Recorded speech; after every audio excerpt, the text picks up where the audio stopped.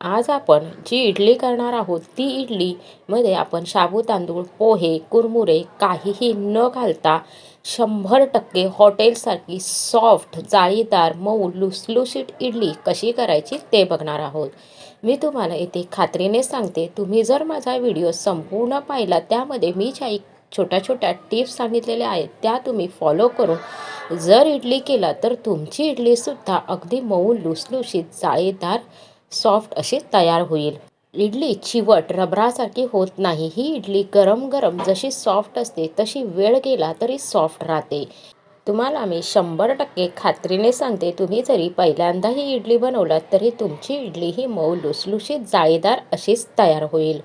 इडली बनवण्यासाठी मी इथे 1 पेला उडदाची डाळ घेतली. ज्या पेल्याने डाळ घेतली त्याच पेल्याने आपल्याला 3 पेले तांदूळ घ्यायचे आहे. मी हे तांदूळ रेशनिंगचे घेतलेले आहेत. तांदूळ आणि डाळ आपल्याला 2 ते 3 वेळा स्वच्छ धुवून घ्यायचे. नंतर जे पाणी आपण भिजत घालण्यासाठी ठेवणार आहोत त्याच पाणी आपल्याला डाळ आणि तांदूळ वाटण्यासाठी घ्यायचं आहे.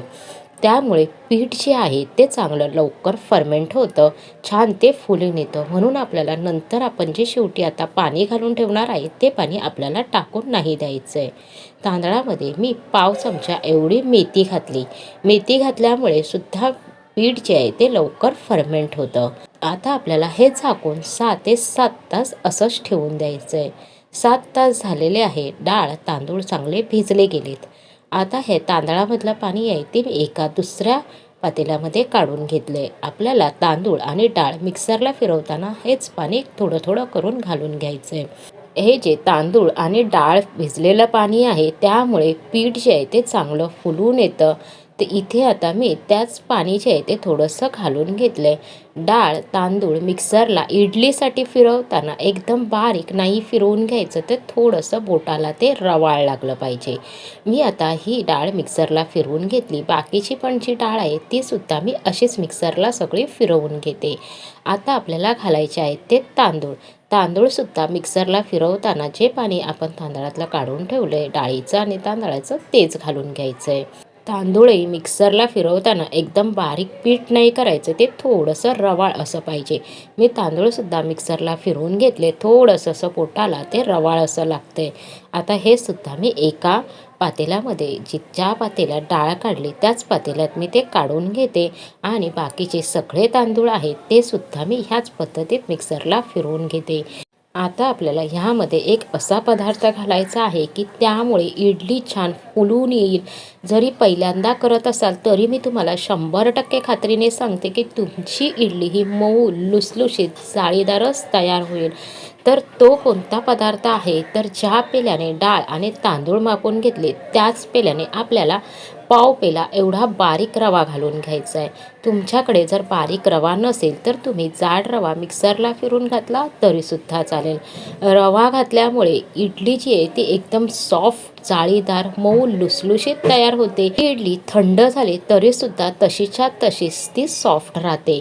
आता हे रवा जो आहे तो आपल्याला पिठामध्ये चांगला मिक्स करून घ्यायचा आहे. त्याच्या अजिबात गुठळ्या राहिल्या नाही पाहिजे. मी हातानेच मिक्स करून घेते म्हणजे व्यवस्थित आपल्याला रव्याच्या सगळ्या गुठळ्या काढता येतील. पीठ जे आहे ते आपल्याला हाताने फेटून घ्यायचं. जेव्हा आपण इडलीचं किंवा डोशाचं पीठ फेटतो तेव्हा ते हाताने फेटलं की जी आपली हाताची उष्णता असते ती त्या पिठाला मिळते आणि पीठ जे आहे ते चांगलं फर्मेंट होतं. आता इथे मी 10 मिनटं पीठ चांगलं हाताने फेटून घेतलं आहे. हे पातेलं लहान आहे त्यामुळे हे पीठ जे आहे ते मी ह्या डब्यामध्ये घालून घेते.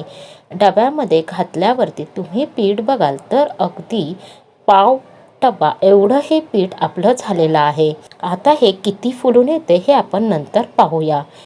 पावसाळ्यामध्ये, हिवाळ्यामध्ये पीठ जे इडलीचं, डोशाचं आहे ना ते चांगलं फर्मेंट होत नाही. तर त्यासाठी मी तुम्हाला इथे एक ट्रिक दाखवणार आहे. जो आपला कुकर असतो ना तो चांगला गरम करून घ्यायचा आणि त्यामध्येच आपल्याला हा डबा जो आहे तो ठेवून द्यायचा आहे. तुमच्याकडे जर कुकर नसेल तर एखादा मोठा टोप घ्या, तो गरम करून घ्या. नंतर त्यामध्ये तुम्ही असा डब्बा किंवा ज्या पातेल्यामध्ये पीठ ठेवलेलं आहे ते ठेवून घ्या आणि वरती चांगलं झाकण ठेवून द्या. इथे आता मी कुकरला झाकण लावून घेताना कुकरचा रबर काढलेला नाही, तर तो रबर मी लावून दिलेला आहे. आणि इथे कुकरला आपल्याला शिट्टी लावून कुकर आहे तो उबदार ठिकाणी ठेवून द्यायचा, थंड ठिकाणी ठेवू नका. फक्त ही ट्रिक आहे ती पावसाळ्यात किंवा हिवाळ्यातच करा, उन्हाळ्यामध्ये ह्याची गरज नाही. इथे आता मी रात्रभर असंच ठेवून दिलं होतं. पीठ तुम्ही बघू शकता, जेव्हा डब्यामध्ये ठेवलं तेव्हा पाव डब्बा एवढं हे पीठ होतं.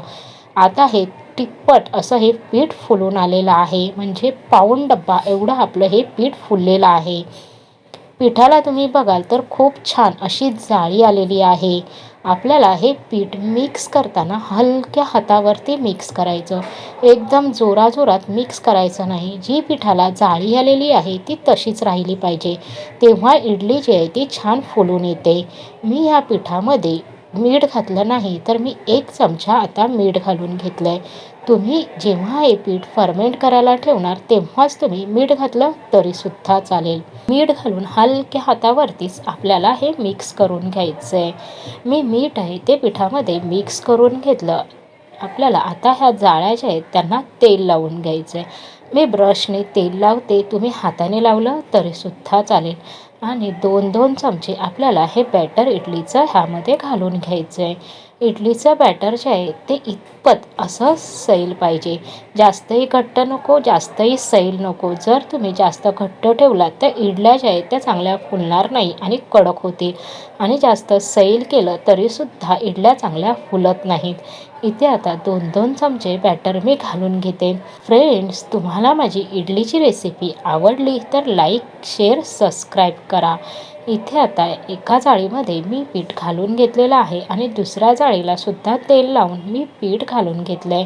पीठ घातल्यावरती हलक्या हातानेच आपल्याला ह्या जाळ्या टॅप करायच्या आहेत, जोराजोरात नाही करायच्या, तर एकदम हलक्या हातावरतीच. इडल्या वाफवायला ठेवण्याआधी इडली पात्रामध्ये चांगलं पाणी खदखदून उकळून घ्या, नंतरच जाळ्या इडली पात्रात ठेवा. जाळ्या इडली पात्रामध्ये ठेवताना जी खालची इडली असते त्यावरती वरच्या जाळीचे होल आले पाहिजेत.